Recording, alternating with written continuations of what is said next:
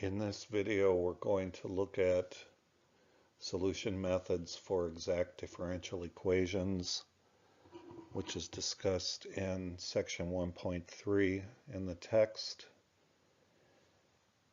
This topic does require some facts from multivariable calculus. So the first thing we're going to do is review some of those facts here before we dive into solution methods for exact DEs. The first thing we need is the concept of a partial derivative. If we have a function here, g of xy, a function of two variables, the partial derivative of g with respect to x is 3x squared plus y squared. The idea there is we're treating y and any function of y as a constant. So the derivative of negative 6x, the derivative of negative 6 sine y is 0 when we're differentiating with respect to x, and the derivative of xy squared is just y squared, just like the derivative of 5x is 5.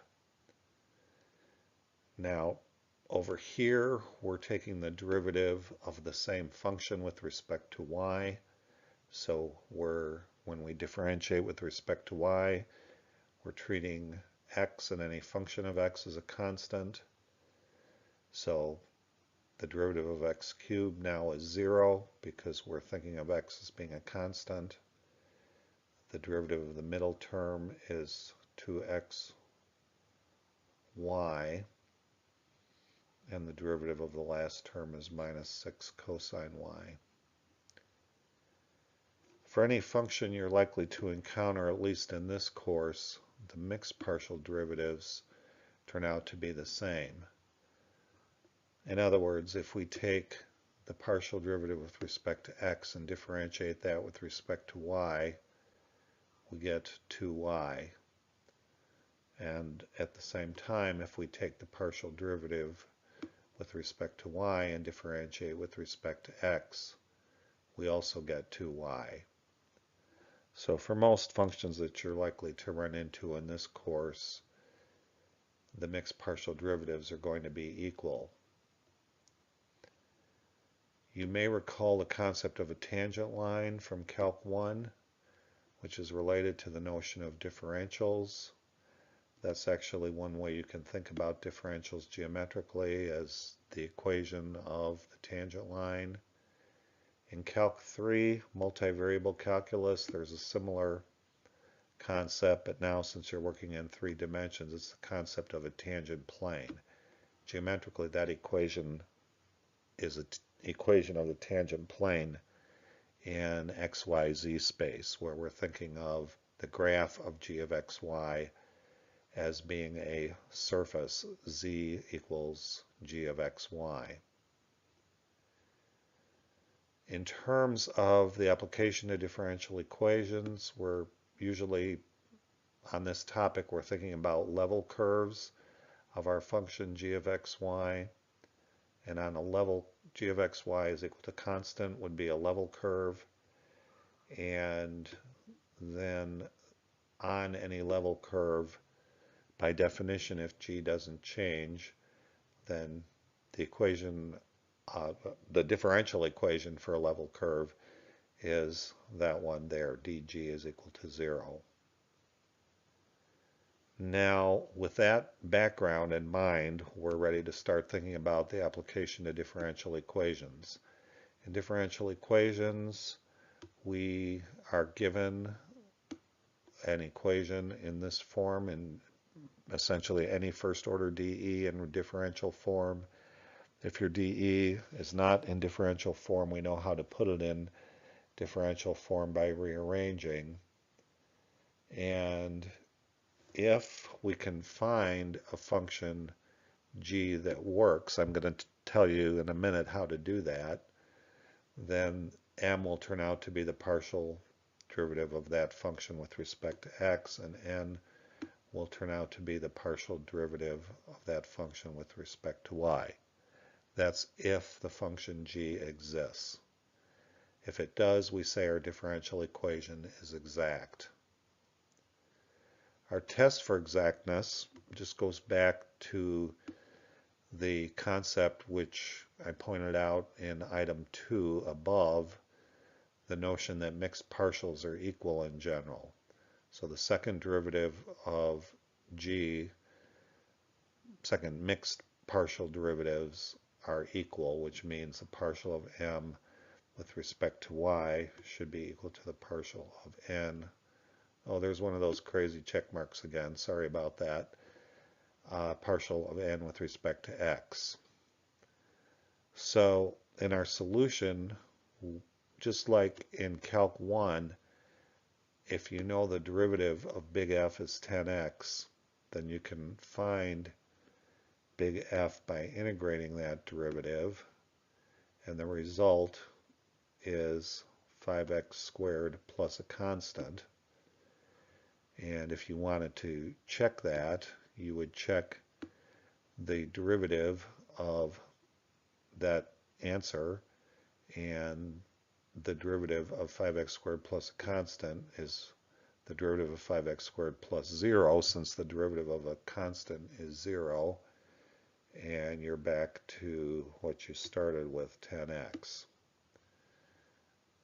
In a similar way, when you're doing multiple variable integration, if you know, for example, that the partial of g with respect to x is 8xy, and you want to use that information to recover g of xy, which is what's happening here, if you integrate that partial derivative with respect to x, so you're integrating 8xy, if you know that's the partial of g with respect to x.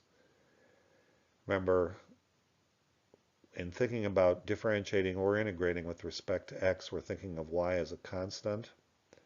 So that's going to give you this, and you're going to have a constant of integration in that situation, which is any function of y. When you're integrating with respect to x, any function of y could be your constant of integration, because any function of y is constant as far as x integration is concerned.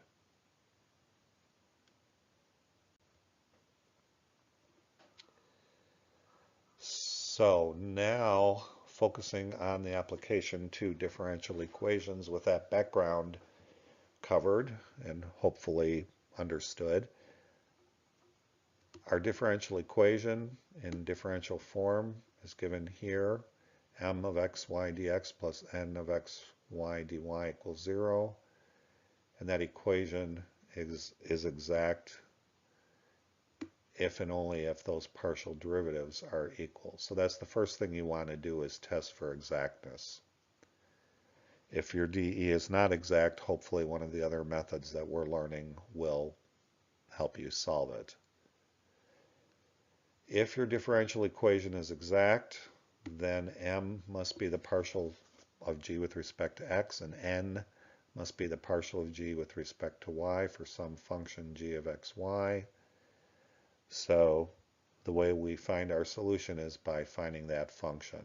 If we can find that function, then our solution will be given an implicit form, g of xy is equal to a constant. If the differential equation is exact, which we've already checked, we can integrate m, which is the partial of g with respect to x, we can integrate that with respect to x.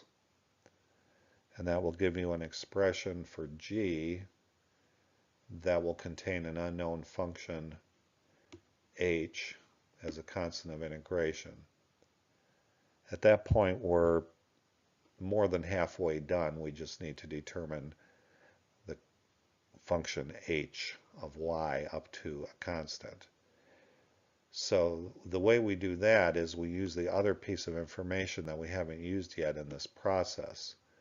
We differentiate the expression that we got in step 3. We differentiate that with respect to y, and then we compare it to the other information from the differential equation, which we haven't used yet, the fact that n is equal to the partial of g with respect to y.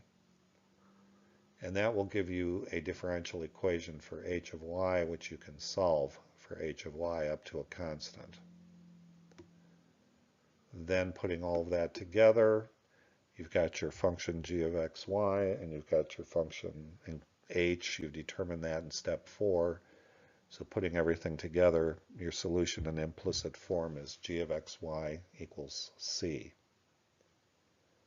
Here's an example. I encourage you to try going through those steps on this example and see if you can solve that. So I think you'll get more out of this video if you pause the video here and try it on your own before continuing. Good luck.